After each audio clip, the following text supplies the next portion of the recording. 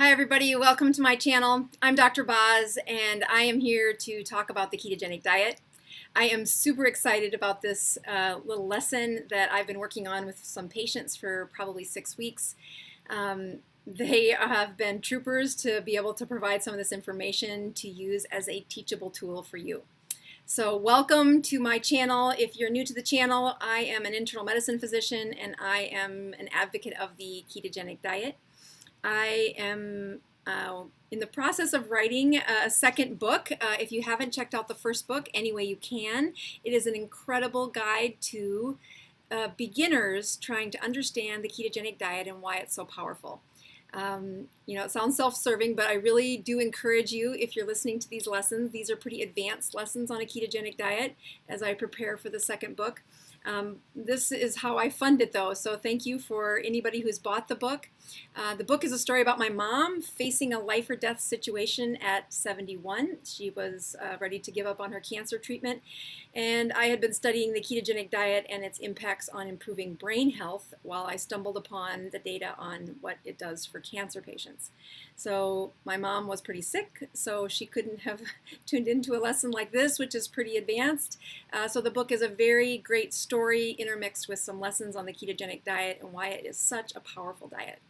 She started that diet at 71, and spoiler alert, she's about to turn 75 and doing great. She's doing great. So I am going to do a couple little housekeeping things. I want to first say thank you to my patients, because without them, this lesson would not be available. I do a support group once a week in my community answering questions on the ketogenic diet. It's free to anybody who can pass the quiz question at the door, which is, what's a ketone? What I encourage is that you have a little basic understanding before you come to the support group of what is a ketone and why are we talking about it. But after that, we love you to come and join us in my community. This is a very hot topic and is a very interesting topic for me to teach on. One of the patients that's been coming for over a year to the support group is why you're going to see his data in just a few minutes. Another housekeeping is I am fasting today, so if I stumble on my words, I can blame that. Or if something goes wrong with the computer, I'm sure it's because I'm fasting. I know I'm about 43 hours into my weekly fast, and I do a fast every week to help with my own health as well as encouraging my patients. We're going to use some of my numbers later on in this talk, and so I just wanted to give you a little foreshadowing that I am fasting, and I try to do that once a week for some of the same reasons that we're going to talk about in this lesson. So again, if you are a beginner, please beware. This is not for beginners. Watch and enjoy and learn, but please do not start fasting until your chemistry inside your system is in a ketogenic state and it's stable. But once you're there, we are going to share with you some things that I think are pretty awesome. So we're going to start with reviewing the numbers of a patient who fasted for a week. 8 days, and he is one of my engineers who comes to the support group. I love him. He is all full of questions. He loves to biohack and study himself. So you can't hardly get a better combination for using that story in a lesson like this. So thanks to Chad. Give him a thumbs up. I would like to know in the show notes if you fasted and what is your longest fast. So I am developing this lesson and I'm giving this lesson because of all the comments in the other YouTube videos about fasting, the questions about glucose, the questions about ketones, and I think this is going to answer so many of them. So I encourage you to put questions in there because I read them and I use them as source material saying what are people curious about. If you're asking questions that are in the book, I'm going to send you to the book though, because there are some awesome ways to begin this thinking. Amazon is where the book is sold. I am self-published, so anybody who leaves me a comment in the book review, I am deeply thanked. I deeply thank you for that. I'm so thankful. It's the only way I get to keep going. So I am looking at, I am writing another book, which is where this lesson will be written about, and it is, I think, awesome. So let's get started. All right, so here is, oops, not that one. Here is data from my patient. So this is his list of numbers as he fasted for Holy Week. So he started out on a Friday night and said, this is my last meal for over a week. He committed to fasting as long as he could. And I think that's very helpful when patients give those parameters of how well can a ketogenic diet, how long can you fast on a ketogenic diet? And I think the first answer is depends on how you're feeling. Chad is the patient's first name, and he has been fasting and doing a ketogenic diet for years. And he tries to do one of these extended fasts once a year. So this is his data. And we're going to start by looking up at that top line. On Saturday morning, he woke up. He was 12 hours fasted, and his blood glucose was 89. His blood ketones were 0.9, and his weight was about 215. He said he did his Dr. Boz ratio, and that was about 99, and not terrible, but not really bragging rights in the Dr. Boz ratio. The lower that ratio, the lower their insulin, and the lower it is, the higher their chances of autophagy and really recycling out some of those unused proteins and particles in your system that have been there from aging. So he continues on his fast, and the next morning on Sunday he wakes up, and at 36 hours in, his blood glucose was 87, so just a few points lower than yesterday. Again, all he's had at this point is salt and water. His ketones were up a little bit to 1.2, so you can see his body's trying to find another fuel to supply the body with the energy that it needs. And by golly, he lost 5 pounds in 36 hours of fasting. Now he says usually when I do this, I'll lose about 10 pounds in those first 72 hours. And you can kind of sneak peek ahead to look at 72 hours that he's about spot on, that he did lose 10 pounds. Again, that's a lot of extra water weight that's in there. This weight loss happens in people who are going from a carb diet to a ketogenic diet. But you can also see that it really is a flushing of a lot of water loss when people go from a ketogenic state to the next level, which is this intermittent fasting. So his Dr. Boz ratio is now in bragging points. He's got it at least below 80. That's one of the goals that I set for people that want to get it low enough to lose weight. So under 80, a Dr. Boz ratio is usually an insulin that'll let you lose weight, and it really is, it's a good goal. Especially if your first fast, if you can get to a Dr. Boz ratio of 80, that's great. All right, so then he goes into a few hours later in that day, only 4 hours later, he was feeling a little funky and said, I'm just going to check my numbers. His glucose had dropped down to 70, and his ketones are now up to 1.7. And in those few hours, he lost another 3 pounds. And now his Dr. Boz ratio is really bragging points. It's at 40. So when it gets to 40 or less, his was 41, but 40 or less, boy, your immune system is really enhancing. You are pretty guaranteed to be in stimulating autophagy and that recycling of any unused or stagnant proteins laying around. So this is a really good chemistry. If he quit right there, that's what I reach for every week. I try to fast once a week to reach 40. And the first time it took me 72 hours to get to 40. And I had to do that several times in a row before I could get to 40 in close to 36 hours. I've been doing this for almost a year now, and I can get to 40 before my 36-hour mark. And so I have set a goal that I have to reach 36 hours, even if I hit 40. Now, sometimes I give in, and if I hit 40, I say, forget it, I'm just going to eat. But I think it's much better for my health if I reach that 36-hour fast once a week, or and then making sure that my Dr. Boz ratio is under 40 during that time at some point. So Chad wakes up now on, it's actually the evening of the third day. He's about 70, almost 72 hours in, 3 days into his fast. It's now Monday evening, and his blood sugar gets down to that 68 range. And if you just scan down this list, he is in the 60s or 70s from this point forward. And that's really what the literature says, is that you'll get into your mid-60s and your body is going to compensate by making extra ketones, using those fat-based fuels for energy. And by golly, he sure did a great job. His ketones went up to 3.7, and his weight was now down to 205. Again, that 10 pounds that he had expected to be in those first 72 hours. So he was right on with his prediction. And if you know anything about engineers, they love calculating, predicting what's going to happen, and then hitting it spot on. So he was like, yep, I knew that. But anyway, his Dr. Boz ratio is now 18.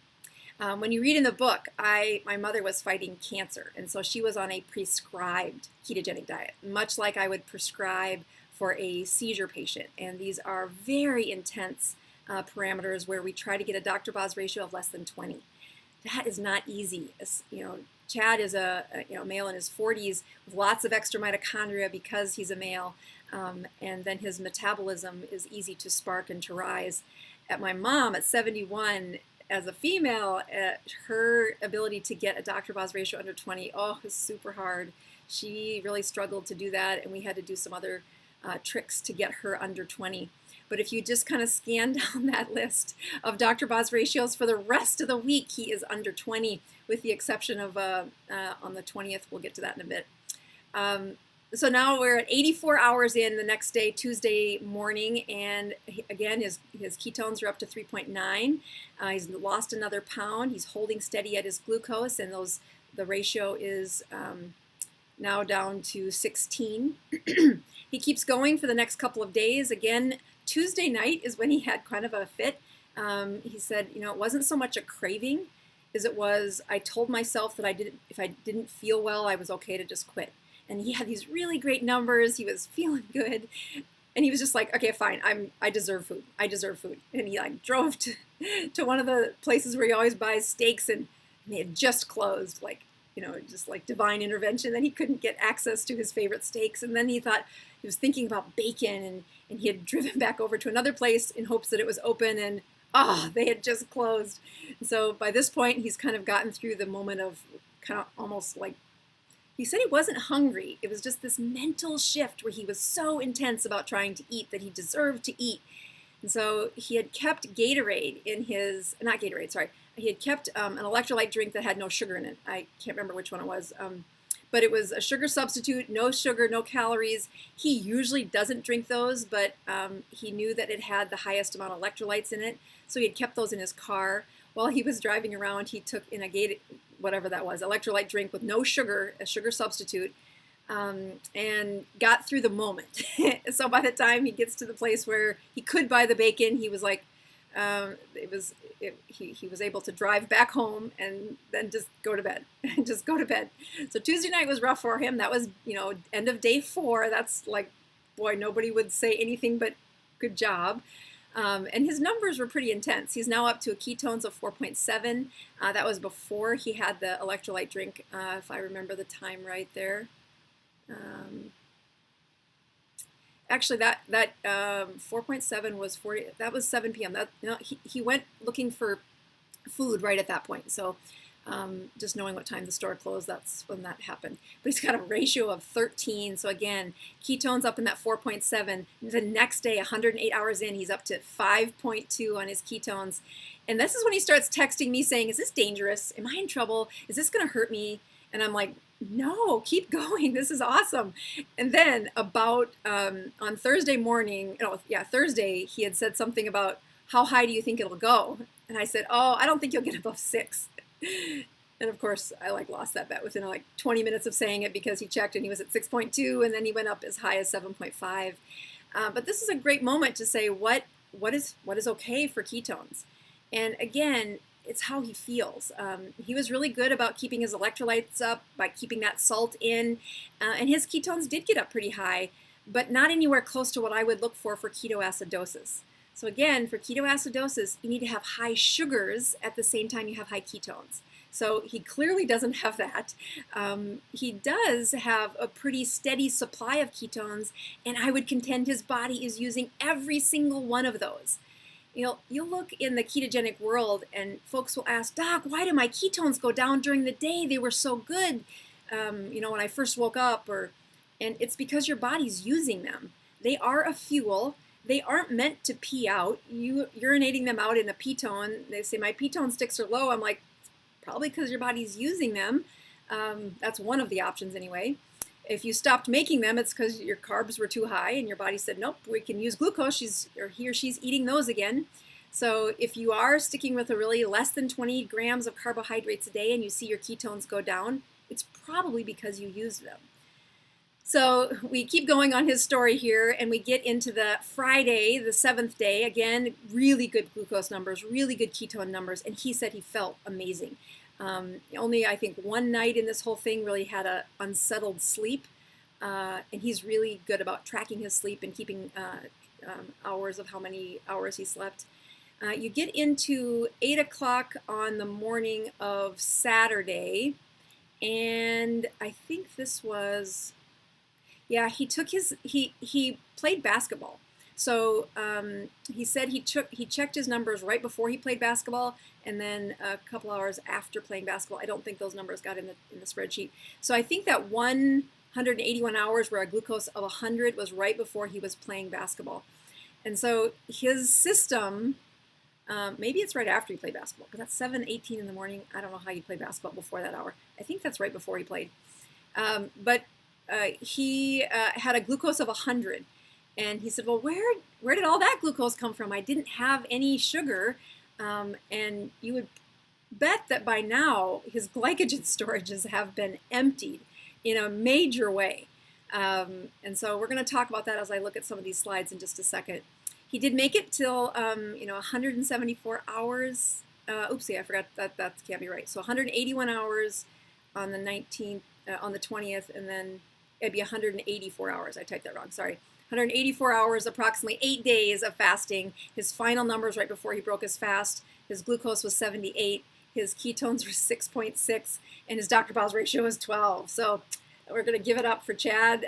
Amazing how well he stuck through this fast, and then I'm so thankful, because you get people in this fast and they're like, I don't want to poke myself, I don't want to keep track of this, I don't care.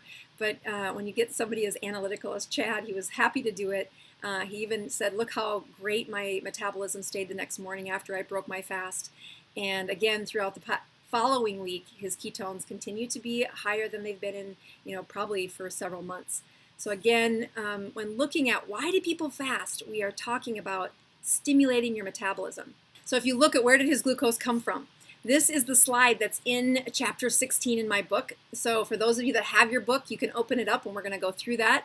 We're going to talk about what happened to Chad in that first phase, second phase, third phase, fourth phase, and fifth phase. So looking at the first thing we're going to look at is his glycogen storage. Again, glycogen is this quick access that your body keeps for the use of needed fuel when it needs it. It packs away that glucose when you eat more than about 7 grams of carbohydrates or sugar. That glucose elevation is something your body protects you against at all measures. And that protection is a very big deal for moments when you don't have access to food. In our world today, that's a pretty rare moment, but in cases for what Chad was able to show us, you can see that his glycogen storages were very quick access to fuel, and it lasted him a good 16 hours. That's that might have been even longer in his case.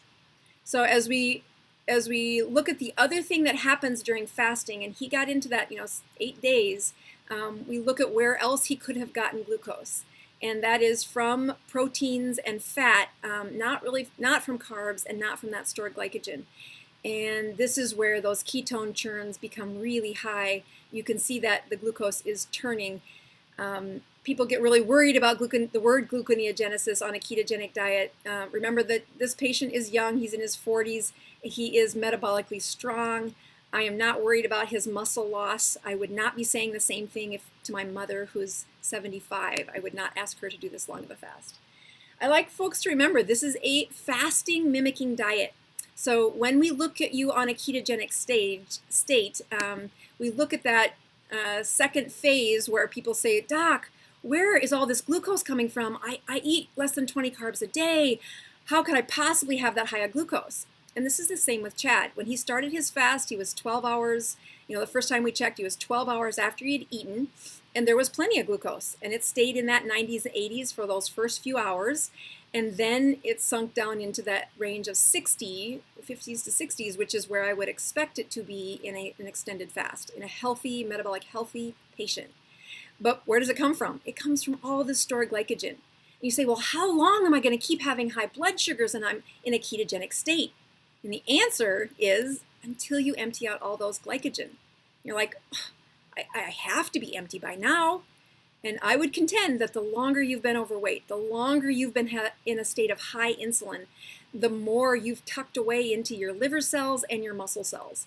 And to empty them, you need to give a state of lower sugar in hopes to lower insulin, in hopes to then tap into the stored glycogen, the stored glucose in your liver and muscles. I've got some pictures of that in just a minute. So again, you get into where does gluconeogenesis hit, and I'll tell you, you really have to work at getting into that gluconeogenesis. Chad probably got there around day 4 when his ketones went up a good notch higher, getting into those high 6s and 7s. So that would be a state where I'd say, yeah, he's probably pushing. That's where he's getting glucose, is the gluconeogenesis. He's emptied out most of his glycogen. So when you go to chapter 16, this is the place where we studied people in a fasted state. So this isn't Chad. Chad started out in a ketogenic state, and then he moved into fasting from there. So he really started out somewhere in phase 2, and that then marched through into phase 3. Probably not into phase 4. That's getting into, no, actually he probably did make it into phase 4. No, wait a minute. Yeah, he probably did make it into phase 4. Again, trying to get that glucose, that gluconeogenesis really was the source of his glucose by the end of the 7th, 8th day. All right, so as we look at a couple things here, you noticed he was doing a Dr. Boz ratio. I'm just going to point out why we do that. Ketones and glucose are 2 data points. When you use them together, they do a great job of helping me see inside your system. Instead of running to the lab and getting an insulin check done, which would be helpful, it's also going to cost you $75, and you need lots of data points in order to really understand insulin. One check of insulin gives me an idea, but there's lots of variables. It's really a changing chemistry. So giving me several data points with a Dr. Boz ratio, oh my goodness, it's so helpful. If you can get your Dr. Boz ratio under 80, you might get into autophagy. It's for sure weight loss. That's a very guaranteed, keep that Dr. Boz ratio under 80 for weight loss. If you get in under 40, which is again where I try to shoot for each week, is a Dr. Boz ratio of less than 40. Not only does it repair immune systems, but it really is a good kind of cleanse or reset. So instead of doing this really long fast like Chad did, I reach for this once a week, over and over and over again. And I'm pretty impressed at how easy it is to get under 40 now that I've been doing it so long. Again, the best chance of autophagy when my mom was fighting cancer is to get under 20. You can see that Chad did do that. That was very impressive, but this is a prescribed ketogenic diet, and boy, when I say prescription, we are following them very carefully and studying their chemistry. So just looking at this, when we look at glucose versus ketones, if you look at a Dr. Boz ratio of 200, what does that look like for numbers? That is 140 for glucose, and it could be a ketone of 0.7. When you get closer to 150, you're like, the glucoses can be 120, and your ketones of a 0.8. These are just examples of patients that have had these numbers. When you get it at 80, now you've really dropped that glucose down to 80, which can be difficult, and your ketones are at 1. These next 2 patients both had glucoses at 68. And you can see these different ratios with Chad's data, that at first he had the ketones in that 2 range, but his sugars were somewhere in that 60s to 70s, and his Dr. Boz ratio I think was 41. But boy, at the end there it was in the teens because his ketones got so high. And so as you look forward to saying, well, how do I best understand or explain all this? I like to point out these are my little cartoon characters for glucose. And you'll notice one of them is happy and full of energy because glucose does give us energy. But long-term elevated glucose really is hard on our brain, it's hard on our energy, it's hard on our immune system, it's hard on our ability to repair any injuries. It takes years off of your life when it's too high. And when your body gets more than 7 grams of sugar floating around in its circulation, it puts it away in storage for a future date. And that storage molecule is called glycogen, which is a whole bunch of packaged glucose in kind of like a vacuole or a bubble in your liver. And boy, it'll store it away. And if you store it for too long, I like to think of those old stored glycogen bubbles turn into kind of like what brown sugar does when you put it at the back of the cupboard and you pull it out a year and a half later and it's not really sugar, it's kind of a brick. Those crystallized old glycogen bubbles are something you're not recycling because your insulin just hasn't been low long enough to empty them. So the first time you put a glycogen bubble in, no problem, but after years of having high sugars, eating high carbs, never having a time where ketosis is an option for your chemistry, your liver gets filled with them. In fact, we find more of these livers lining up for liver transplants than we do alcohol-induced transplants. So cirrhosis of the liver happens first when you fill it with glycogen. Then those glycogen balls sit there for a long, long time and they get kind of like brown sugar. They get old and hard, and that cirrhosis of the liver then is called, before it's cirrhosis, it's fatty liver, and there's all kinds of names for that.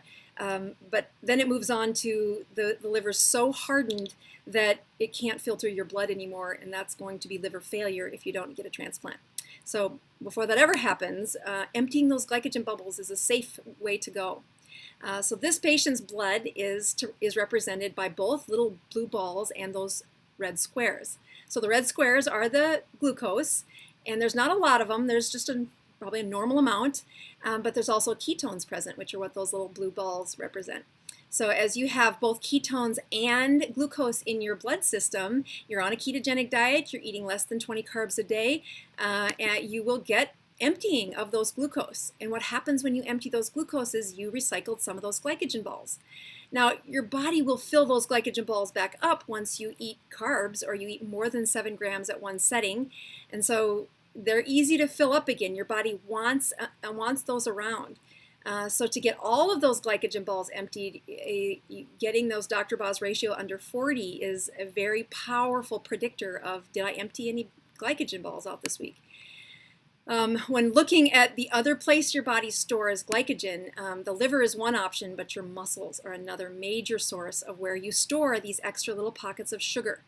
And just think of yourself running away from a saber-toothed tiger and your muscles need instant access to sugar. So you were well designed. These glycogen balls are in your muscles, ready to feed sugar to the mitochondria in your muscles, and just like I talk about in the book, these pine needle-like energies, really fast, really easy access, bursts way up as far as access for energy. And boy, when you have glucose close to your mitochondria in your muscles, we are thankful for that when you're running away from danger.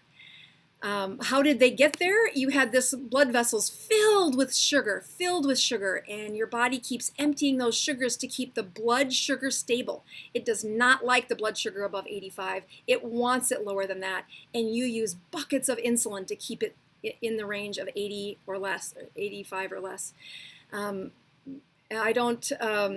People say, my blood sugar is only 90. In my mind, I'm like, still, that shouldn't be that high in the morning. You should have a low blood sugar in your 70s. 75 to 85 is a great number for morning fasting blood sugars.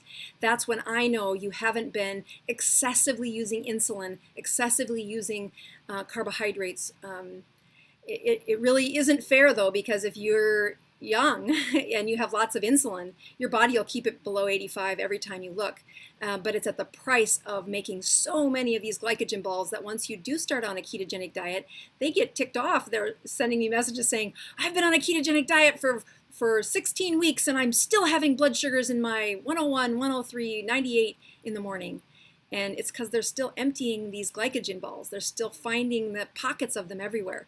Because look at this next slide. You put those glycogen balls in, you've been having high sugar forever, your liver is full, and your liver will make some more cells even to try and have more storage places for these glycogen balls. But these muscles are everywhere. I mean, look at all the muscles we have in our cheeks, in our ears, in our hands, in our back, in our neck, in our muscle cells everywhere are going to store glycogen balls. These little vacuoles filled with packs of sugar, and whenever your muscle is in need of sugar, it's going to be right there. So you say, well, how do I get rid of these? And you can see with Chad, he did an extended fast. That's one way to get rid of them. But I don't recommend that for everyone. If you look at all the muscles in this picture. This is for a purpose to say, if you want to use glycogen in your muscles in a ketogenic state, especially if you are fasted, like you haven't had any sugar, any carbohydrates, or even any food, just salt and water, and then you use the muscle. Like, this is why we talk about resistance training and how powerful the resistance training is in recycling and emptying those glycogen balls, those glycogen storages. If you did, just imagine this this patient doing push-ups, and those where those glycogen balls are in this picture, those muscles are going to be used. Even 15 push-ups, your muscles are going to go, hey, we haven't done this in forever. But what happens is it's going to reach for the glucose that's closest to the mitochondria. So that's one way to get those glycogen balls empty. And when my gals who say, but I walk 2 miles every day, I'm happy. That's a wonderful way to begin. But if you're stuck with glycogen or morning fasting glucoses that are too high, I would contend you've got a whole bunch of muscle cells in there that are just holding on to their glycogen storage, and you really need to stimulate the use of those muscles to empty the glycogen storages in those muscles. So this is why I would say on Mondays do 15 push-ups, on Tuesdays do a wall sit for 3 minutes. You can't believe what that does for muscle stimulation of the mitochondria. An isometric calisthenic like a wall sit for 3 minutes, oh, your legs will burn. But then, try to pick a different muscle group. Say, could you do Supermans for 3 minutes on Wednesday, and then a different one on Thursday. Again, what you're doing is you're stimulating the use of a different muscle group. Not for 2 hours in the gym, just enough to turn on those mitochondria. And that is the beginning of how do we repair and how do we empty these mitochondria. One of the most powerful reasons I recommend, I think we're good here. Oh, we can empty the glycogen balls here by watching those glucose go into the circulation. And again, that's what happens in ketosis. To get them further emptied, that's when we want to use those muscle cells. So I hope that was helpful. We do have quite a few other lectures that I've used those slides in, and I just really like to show how and why do we use fasting in a ketogenic state, and what really is that doing at a chemical level. You can see that Chad chooses to do his fasts once a year, and he is really intense about it, and I am super thankful that I got to capture all that data and put it in this show for you. So kudos to Chad for doing that for us. The second thing I usually get is, Doc, what do you do during a fast? What do you consume? And the answer is I've been in different chapters, and I think this is, again, the art of fasting is really a skill. I will first put out that when I fast, I have to have a reason that I'm fasting. I have to have a mindfulness about why I'm denying myself food, and it can't just be, oh, I do it every week. No, I've tried that, and I fail. As soon as I get hungry, I'm like, nah, forget it. This week is just a pass. And so I don't like to do that. I like to succeed at this, and I found that if I have a mental meditation or a prayer or somebody else that I'm thinking about, or a patient, or I've had some tragedies in our family recently, and just tough chapters, and you say, I'm just going to use that as my focus whenever I get hungry or whenever I think of giving up. Otherwise, I try to stick with water and salt. Those salt crystals are really important. It's amazing how much you flush out those first few hours of a fast, even when I do this every week. If I'm having a tough time getting past my 36 hours, I will do a float. This is type in Epsom float spa or float spa, and I'll do that right before, when I usually would have supper. I'll try to have my float, and then I'll go home and go to bed. And that's the best way to stay out of the kitchen. But that toughest time for me is like I start my fast on Sundays before I do broadcast, and then on Monday is my real fast day. So it's Monday night that is the toughest for me.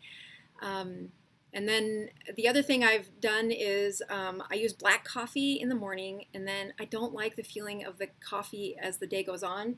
So I use some fasting teas. This is one of my favorites, and you'll find that in the show notes. It's just an interesting way of putting the most antioxidants in a tea, and it's easy. It's just the sprinkles in a tea that are freeze dried. So they're the first of all, their tea leaves are really good. I don't really like tea, so this has been one of the places where I like the one that's got some ginger in it. It's got a nice flavor. I know tea is acquired, so the first few times I'm like, okay, it's not my coffee, but I was super happy that I couldn't do coffee, in the evenings. I would just not sleep. So that's a big warning sign for me and my kids if I'm not sleeping. So I've really been a fan of just every time I do a fast, I prepare. In fact, usually on Sundays during my broadcast, I'm drinking one of those teas because I don't want to have coffee. The other thing that I did early in my fasting samples was I did bone broth. And again, there's a really great bone broth recipe in here. It has guaranteed to be gelatinous. Now that sounds really gross until you're trying to say, no, I only get 1/4 of a cup when I am fasting, and it needs to be nice and salty, but it also needs to have just enough nutrients that I could feel like I wasn't deprived. And for the first probably 4 months that I did this fast every week, my family would still eat on Monday nights. And as a mother of teenagers, we would have food, but I would try to have a cup of this bone broth and have it nice and hot and salty. And that's how I'd get through that meal. Eventually, at first, I had so much bone broth that I think I smelled it on me for a couple days after each fast, like it was weird. But now I really feel like I've kind of mastered that ability to not say yes to even the salty bone broth. I just don't do that anymore. But I did for probably 6 months, and that's all I could do. That was the best fast I could give myself, and my numbers were still pretty good. I was still testing and getting to that ratio of 40 or less, and then each month it would take me a shorter amount of time to get to that Dr. Boz ratio of under 40. When I'm feeling badly, if I'm in a fast and I want to break the fast, I don't have much resistance of doing that anymore. But the other thing that I would have done differently, knowing what I know now, as opposed to when I wrote that book, is that I would have used supplemental BHB. If I was fasting and I just couldn't, I wanted to give up. Adding supplemental BHB, which is beta hydroxybutyrate, this is a bioidentical chemical that your body makes. It's a ketone. It's like ketones in a can is what I like to call it. So they're ready-made. Your body doesn't have to do anything. It is in your blood within like 4 minutes of taking the supplement. And it is a time when your need for ketones are high, but your mitochondria can't keep up. They're not good enough at making them as fast as you're asking them to do it. And this was really helpful for a few of my patients that they really need to get rid of glycogen. And so I don't want them putting any sugar, but the energy lull that their body was going through because they couldn't make the ketones as fast as their body was asking for them. Boy, we did that for like 4 of their fasts each week, 4 weeks, like a month of their fasting. And it would just be a little shot glass full of like some heavy whipping cream and a little of this BHB. And we'd put it in their supplement and it would get them through that moment. First of all, it's so fast. Like they would check their sugars within like 3 minutes, 4 minutes of taking the supplement. And they're like, oh my gosh, my ketones are like 4. Am I going to die? And I'm like, no, that was the point. That's what we're trying to do. And at first they probably couldn't use that many at once, and so maybe they peed a few out. But eventually what was happening is their mitochondria were turning on one little layer at a time. And now they don't need anything. But I contend that they were really struggling. They probably couldn't have gotten through that fasting learning curve without a little help. And they were metabolically in danger. They were having a tough time. They were type 2 diabetic. They were struggling. And so I really think that bridge for those patients has been a very good way for them to get to their Dr. Boz. Now, you don't get to count the Dr. Boz ratio for 4 hours after you take a supplement, because that's just the supplement. It doesn't count. So give yourself 4 hours and then you can check to see where your body ended up. But I just am very impressed at how much it's helped some of those patients.